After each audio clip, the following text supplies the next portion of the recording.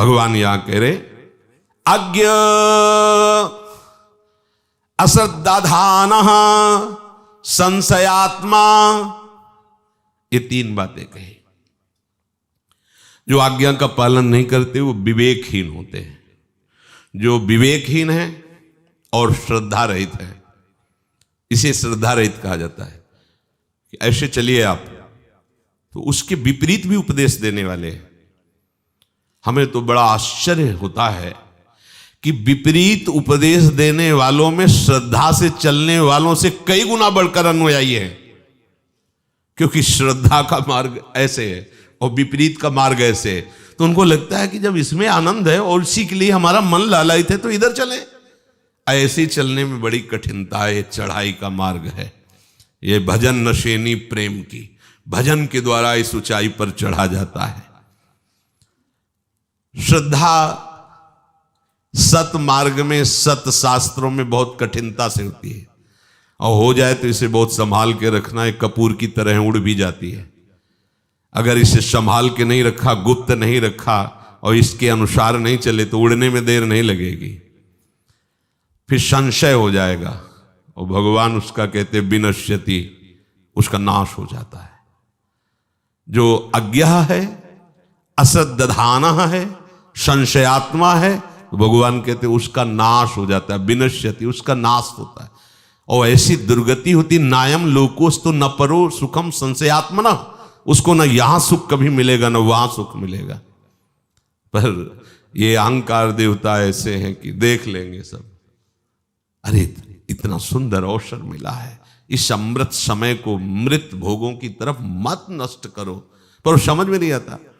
एक बार शास्त्र में पढ़ रहे थे कि बड़े बड़े जो अव्यक्त सिद्ध महापुरुष हैं उनको भी दुख होता है। तो उनको किस बात का दुख होता है? बोले जब मनुष्य शरीर प्राप्त करके जीव भोगों में समय व्यतीत करता है, ये देख करके वो दुखी होते कि इतना सुंदर अवसर है, ये भजन करके भगवान को प्राप्त हो सकता है, लेकिन ये जीव भोगों में रत होकर के देखो अपना समय नष्ट कर रहा है। जैसे सामने भगवान नृसिंहदेव विराजमान है, प्रहलाद जी दुखी हो रहे हैं। प्रभु पूछ रहे क्या कारण है? बोले प्रभु इस संसार चक्र में पिसते हुए इन जीवों को देखकर मुझे एक क्षण के लिए भी सुख नहीं मिल रहा। मुझे आपकी माया से उद्धार होने के लिए आपसे प्रार्थना करने की जरूरत नहीं है, क्योंकि आपके चरणामृत और आपके नाम कीर्तन और गुण कीर्तन के बल पर हम इस माया पर विजय प्राप्त कर लेंगे। हम दुखी इन अज्ञानी जीवों को देखकर जो आपसे विमुख होकर के भोगों में समय नष्ट करें, नाथ इन पर कृपा कर दी। ये देखो भक्त हृदय होता है। ये जो भक्तों को दुख होता है, संतों को दुख होता है, वो सुख वांछा से नहीं होता। वो ऐसे तो कितना बढ़िया अवसर मिला, देखो देखो ये चूक रहा है, जा रहा है, उसको लग रहा है हम फूलों के मार्ग में जा रहे हैं, सुख के मार्ग में जा रहे हैं। सावधान। जिस पुरुष का विवेक जागृत नहीं हुआ है उसके उद्धार का मार्ग है क्या? संतों का संग करेगा तो सत्संग से विवेक जागृत हो जाएगा, उसका काम बन जाएगा। लेकिन जैसे कोई सोया हुआ है तो जगाने के चांस हैं, लेकिन जगा हुआ सोने का नाटक कर रहा हो, अब उसको जगाने में बहुत श्रम पड़ेगा। अब जगाओगे तो नाटक कर रहा, कैसे जगेगा? इन जो शास्त्रों का ज्ञान रखते हैं, भगवत मार्ग को भी जानते हैं बुद्धि के द्वारा, और भोगों में रति करते हैं, आज्ञा उल्लंघन करते हैं, ऐसे लोगों का उद्धार होना बहुत कठिन है। लेकिन जो अज्ञानी है उसके उद्धार होने का चांस है। अगर उसको कहीं सत्संग मिल गया, बात समझ में आ गई, तो भगवत प्राप्ति के मार्ग में चल देगा। लेकिन जो जानता है, उपदेश करता है, शास्त्रों को पढ़े हैं, फिर भी वो जान करके नहीं जानता है, नहीं मानता है, अब उसके उद्धार में बड़ी समस्या है, क्योंकि वो जानकर के भी उसका पालन नहीं कर रहा है। एकदम अज्ञानी है, पाप कर्म करता रहा, हिंसा करता रहा, लेकिन जहां सत्संग मिला अब उसके कल्याण का मार्ग खुल जाएगा। लेकिन वो खूब सत्संग सुन रहा है, खूब बुद्धि में सत्संग की बातें याद करके दूसरों को सुना रहा है, लेकिन आचरण में कुछ नहीं। अब इसका उद्धार होना बड़ा कठिन है। जो सत्संग शास्त्रों का महत्व नहीं देता है और अश्रद्धा करता है, संशय करता है, ऐसे पुरुष का बहुत बुरी तरह नाश होता है, बहुत बुरी तरह। कई बार बताया है वो परमानंद जी महाराज की बात। परमानंद जी की स्थिति ऐसी, ब्रह्मानंद में छके हुए महापुरुष। अब प्रताप तो था ही, बहुत सब हजारों लोग दर्शन के लिए आते, भेंट पूजा फल फूल सब। महापुरुषों के समीप तो ये सब प्रताप, रिद्धियां सिद्धियां हाथ जोड़े खड़ी रहती हैं, और बातों की क्या। तो एक मास्टर थे और वो महाराज जी के शिष्य बने, जगदीश्वरानंद उनका नाम रखा गया। वो मास्टर थे तो मास्टर ही थे, संत सीधे सरल स्वभाव अपने भगवदान में। वो मास्टर थे, वो पूरा आश्रम वैभव सब चढ़ाना सब। महाराज परमानंद जी की ऐसी पूजा होती थी जैसे भगवान की। ओ थे, ऐसी स्थिति थी, ब्रह्मानंद में छके रहते थे। और भांग इतनी उनको, इस सन्यास मार्ग के संतों में देखा गया है कि इसे जो सिद्ध हो गए उनका कोई, भगवान शिव हलाल विष पी गए, गले में रोक लिया, एक बूंद चला जाए तो भस्म हो जाओगे। एक बूंद पानी आ नहीं रुक सकते गले में, अगर कहीं एक बूंद का कुछ भी हिस्सा जाएगा तो खांसने लगोगे, बुरी तरह खांसी आएगी। और महादेव जी ने समुद्र मंथन से निकला हुआ पूरा हलाहल विष गले में ही रोक लिया, आज भी रुका हुआ है, नीलकंठ नाम पड़ गया उनका। हम महापुरुषों का अनुकरण न करें, उनकी आज्ञा के अनुसार जो उनके आचरण मिलते हैं वो करें, वो भगवत स्वरूप है। वो खप्पर उसका नारियल का रहता था, शाम के 4 बजे बांट के शिष्य लोग रख देते थे। काफी समय तक वो वहां सेवा, पर वो मास्टर थे, सब अधिकार मेरे ही अंडर में। और तो उनके बड़े गुरु भाई थे भी, उनको लगा कि महाराज जी अगर स्वयं से अधिकार देंगे तो बड़े भाइयों को देंगे, बड़े जो गुरु जी से पहले जुड़े हैं, और अधिकार उनको प्राप्त करने की इच्छा हुई। तो विवेक ने काम नहीं किया, जहर मिलाकर के उन्होंने भांग बांटी, और जब वो भांग रख के गए तो असली भांग उसको हटा ली, जहर वाली रख दी। और अपने छके हुए मस्ती में आते थे, वैसे जल डाला, ऐसे खप्पर में घोरा, जय घोरा। ऐसे देखा तो ज्ञान दृष्टि संपन्न त्रिकालज्ञ महापुरुष बुलाया उसको, वो थोड़ा जगदीश्वरानंद को बुलाओ, तुम सब बाहर जाओ। कहो बच्चा क्या है, कांप गए। वो बोलने की हिम्मत, बोले कोई फर्क, नारायण नारायण नारायण। पी गए उनके सामने, 7 दिन तक कुछ नहीं हुआ। फिर उनका बच्चा, अब हमारा जाने का समय आ रहा है, जहर से नहीं जा रहे हैं तुम्हारे, हम तुम्हें पीते समय भी दिखाया था कि जो तुमने रखा वही पिया है, जहर प्रभाव नहीं करता, पर अब हमारा जाने का समय आ रहा है। और जे ही उन्होंने, तो पूरा शरीर नीला पड़ गया। शोभन सरकार भी दर्शन करने गए थे, विरक्त भेष शोभन सरकार का उन्हीं से था, और मंत्र उपदेश स्वामी सत्संगानंद जी से था।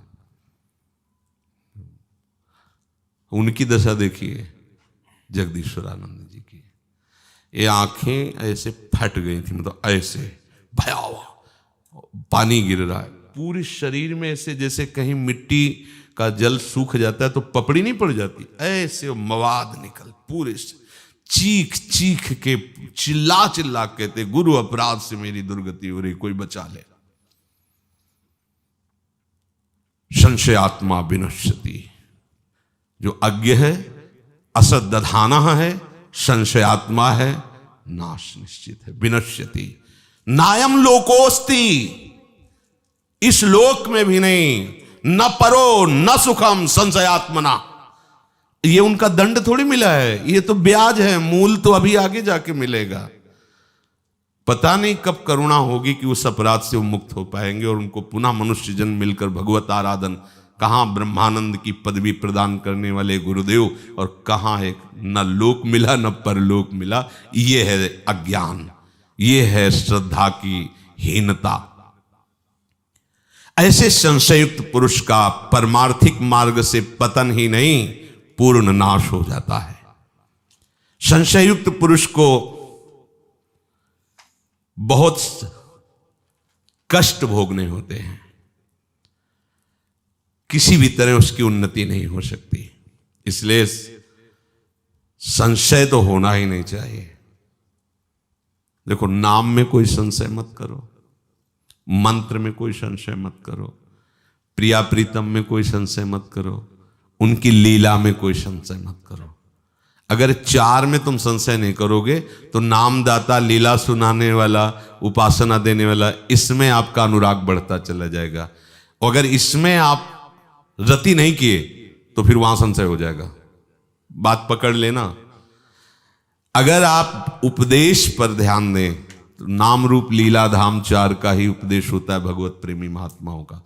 आप इस पे रति कर लें तो आप रो रो के बलिहार न जाए तो बताना कि गुरुदेव ने, ऋषिक महापुरुषों ने कृपा कर दी, कैसा महासुख दिया। अब वहां श्रद्धा चरम सीमा की बढ़ेगी। और यदि आपने प्रभु का भजन श्री जी से अनुराग नहीं तो आप वहां श्रद्धा नहीं कर पाएंगे, वहां संशय खड़ा हो जाएगा। ये पक्की बात समझ लेना। अगर उनकी पूर्ण श्रद्धा, पूर्ण आज्ञा का पालन करने के हृदय में उत्साह हो तो लाडली जी को अपना मानो, लाडली जी से प्यार करो, तो आप देखोगे कि आपको रोना आएगा कि अगर गुरुदेव कृपा न करते तो सुख कैसे मिलता। फिर आप गुरुदेव को भी जान जाएंगे, संशय का कोई प्रश्न ही नहीं रहेगा। जो अपने गुरुदेव से अलग अलग बातों को सुनता है वो संदेह युक्त हो जाता है। ये जो मना किया जाता है कि आप अपने इष्ट मिले और मन मिले, मिले भजन रस रीति, ताहा निशंक है मिलिए तासो कीजिए, तो उनको ये ज्ञान नहीं क्या सर्वम खलमिदम ब्रह्म? उनको ये ज्ञान नहीं खान पान तो कीजिए रसिक मंडली माए, जिनकी और उपासना तहां उचित ध्रुनाए, सब एक ही परम तत्व, उनको ज्ञान नहीं है क्या? उनको ज्ञान है। पर जिस मार्ग में आप चलना चाहते हो उसमें संशय न खड़ा हो जाए, इसलिए आप सीमा के अंतर्गत जब आप उपासना करेंगे तो असीम का जब अनुभव होगा फिर कोई तुम्हें फांस नहीं पाएगा, फिर तुम कभी भ्रष्ट नहीं होगे। गुरुजनों की बात को, युक्ति को समझना चाहिए। जो अलग अलग बातें सुनता रहता है, अलग अलग लोगों से मिलता रहता है, वो परमार्थिक मार्ग पर चलने वाला भी साधक हो तो संशय पैदा हो जाएगा। क्योंकि वो पढ़ेगा कुछ और, सुनेगा कुछ और, समझेगा कुछ और, तो उसको जो गुरु प्रदत्त उपासना समझे में नहीं आएगी, उसके विषय में संशय पैदा हो जाएगा, पक्का हो जाएगा। और जब वहां संशय पैदा हो जाएगा तो जहां सुन रहा है वहां उसको ग्रहण करने की सामर्थ्य नहीं रहेगी, क्योंकि मूल तो कट गया, उपासक समझ ही नहीं पा रहा है। संशय सदा अधूरी ज्ञान में पैदा होता है, अधूरापन में होता है, समर्पित के हृदय में संशय नहीं होता। संशय का उत्पन्न होना बहुत बड़ी हानि की प्रथम सूचना है। संशय को बनाए रखना, हानि के गर्त में पहुंच चुके हो, और संशय फल फूल रहा है, तुम न इस लोक में सुख न परलोक में सुख, तुम्हारी दुर्गति निश्चित है। देखो, साधक का लक्षण है परमात्मा की खोज करना, उपासक का लक्षण है परमात्मा की खोज करना। वो मन और इंद्रियों से देखी हुई बात को सत्य न माने। बाहरी लक्षणों से आप नहीं जान सकते हो, ये तो परमार्थ की बात है। एक बार बीरबल ने अकबर से कहा कि कानों से सुनी हुई और आंखों से देखी हुई बात पर भी कभी कभी विश्वास नहीं किया जाना चाहिए, ठीक से उसका मनन विचार करके ही निर्णय करना चाहिए महाराज। तो अकबर ने कहा, जब कानों से सुन रहे हो, आंखों से देख रहे हैं, तो फिर उसमें विचार की क्या आवश्यकता है? नहीं, बोले महाराज, बिना विचार के केवल आंखों से देखी हुई, कानों से सुनी हुई बात पर निर्णय नहीं कर देना चाहिए। उनका, यद्यपि हम तुम्हारा आदर करते हैं, पर इस बात पर, हम तुम्हारी बात पर सपोर्ट नहीं करते, ये तुम्हारी बात ठीक नहीं। तो उनका, महाराज कभी अगर ऐसा अवसर हो तो हमें अवसर जरूर देना इस बात को प्रमाणित करने के लिए। तो अकबर की शैया जो लगाता था फूलों की, वो बादशाह था, फिर उसके ऊपर कोमल दुग्ध फेन जैसा चद्दर बिछाता। काफी समय हो गया था उसको, उसके मन में आया कि एक बार चुपचाप लेट के देखते हैं कैसा लगता है, बादशाह अभी थोड़ी आएगी। फूलों की शैया लगाई, ऊपर वो चद्दर बिछाया, लेटा तो सोचा वो भी चादर ओढ़ के देखे जो बादशाह ओढ़ते। थोड़ी देर की तो बात है, चादर ओढ़ा, थोड़ी देर में सो गया। और बेचारा चारपाई पे सोने वाला बादशाह के आसन। थोड़ी देर में उनकी पत्नी जो रानी थी वो वहां, आज क्या बात है महाराज, आते ही सो गए, ना तो प्रसाद पाया और ना बातचीत कोई ऐसे। हो सकता है मानसिक थके हो, जगाने की जरूरत नहीं, पास में वो सो गए। थोड़ी देर बाद वो अपने समय से जब राज दरबार से आए, देखा कि रानी भी सोई हुई है, पास में कोई सोया हुआ है। तलवार खींची, दोनों को काट देते हैं। फिर आया कि अवसर अच्छा है, बीरबल को बुलाया, कहा देखो हमारे पास रहते हुए कितनी धोखेबाज रानी है, किसी और के साथ सो रही। महाराज आपने आंखों से देखा? बोले हाँ। बोले विश्वास मत कीजिए। पर्दे के पीछे खड़ा किया, धीरे से चरणों की तरफ स्पर्श किया। रानी आप तो सलाहकार और बहुत प्रिय थे बीरबल। धीरे से उठ के आई, उधर राजा इधर, आप किसके साथ सो रही थी? तुम कहा जब मैं आई तो देखा महाराज मुंह ढके हुए सो रहे। मुझे लगा सभा में कोई ऐसा विषय होगा जिससे वो थकित हो गए और वो सो रहे हैं। तो महाराज सो रहे थे तो फिर हमने जगाया नहीं कि जब ये जगेंगे तब हम प्रसाद की व्यवस्था कर देंगे। तो हम भी लेट गए साथ में। बोले कोई बात नहीं, महाराज को हम जगाएंगे और अभी भोजन पवाएंगे, फिर शयन कराएंगे, आप भोजन की व्यवस्था करो। अकबर से कहा समझे, अब कौन सोया अभी तो पता ही नहीं था ना, जो चादर हटाए सोए। एकदम घबरा के वो आँख खुला। बीरबल ने कहा वैसी पर्दे के पास, कैसे तो सो गए? बार बार पैर पकड़ रहा, मालिक क्षमा कर दो, जीवन हो गया फूल की सैया लगाते हुए। हम सोच रहे थे एक बार लेट के देख ले, लेट गए तो सोचा एक बार चादर ओढ़ के, हमें कब सो गए हमें पता ही नहीं चला।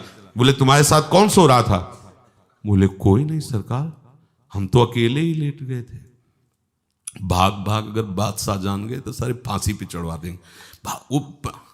बादशाह से कहा देखा दोनों निर्दोष थे और दोनों को आप तलवार से काट देते। इसलिए ऐसा नहीं कि जो आप देख रहे हैं, जो आप सुन रहे हैं वो सत्य ही हो सकता है, उस पर जांच करनी चाहिए, विचार करना चाहिए।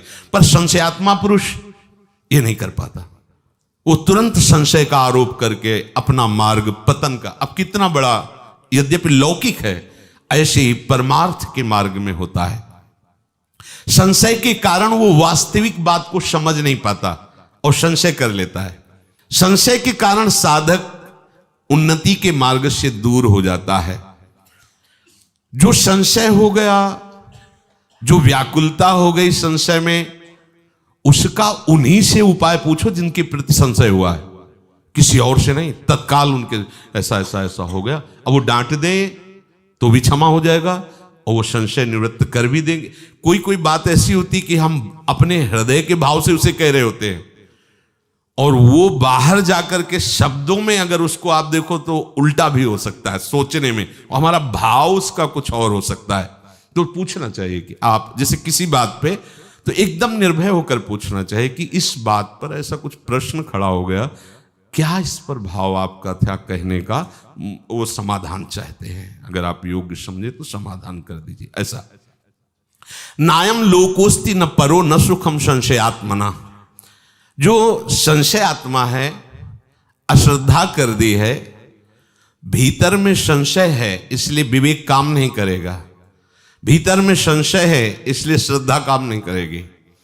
अब उसका पतन है, ना इस लोक में उसे शांति मिलेगी, ना परलोक में, और ना ही उसे किंचित कभी सुख का अनुभव होगा। कुछ श्रद्धा, कुछ दुष्टता, कुछ संशय, कुछ ज्ञान, ऐसे के लिए के घर का रहा न घाट का, ज्यो धोबी का सुआन। कुछ श्रद्धा, कुछ दुष्टता और कुछ संशय और कुछ ज्ञान, घर का रहा न घाट का, ज्यो धोबी का सुआन। तो इसलिए कहते हैं ना इस लोक का ना परलोक का, उसे कहीं भी सुख प्राप्त नहीं होता। संशयात्मा मनुष्य का इस लोक में व्यवहार बहुत बुरी तरह बिगड़ जाता है, कारण कि वो प्रत्येक विषय में संशय करता है। ये ठीक है कि नहीं ठीक है, इनको भगवान प्राप्त है कि नहीं प्राप्त है, इनकी बात में चलने पे हमारा कल्याण होगा कि नहीं होगा, ये क्या हमें पदवी, भगवत पदवी प्रदान कर सकते हैं, इतने बड़े महापुरुष हैं, नहीं ऐसे तो नहीं लग रहे हैं। ऐसा कई तरह का संशय। संशयात्मा जहां हुआ तो उसे कल्याण की प्राप्ति की बात जाने दो, वो स्वयं में जलने लगता है और इतनी दुविधाएं बढ़ जाती है कि वो परमार्थ से हट जाता है।